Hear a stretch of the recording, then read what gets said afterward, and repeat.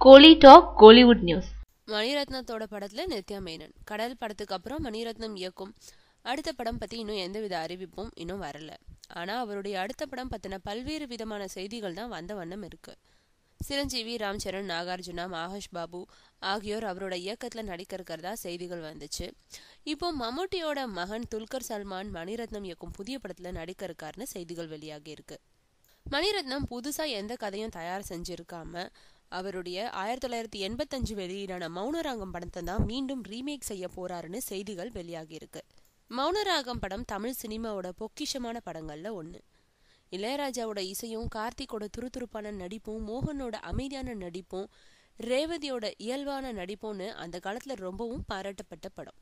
மோகன் கதாபாத்திரத்துல துல்கர் சல்மான் நடிக்க போறாருன்னு சொல்றாங்க. இப்போ ரேவதி கதாபாத்திரத்துல நடிகை நித்யா மேனன் நடிக்க போறாருன்ற தகவல்கள் வெளியாகி இருக்கு.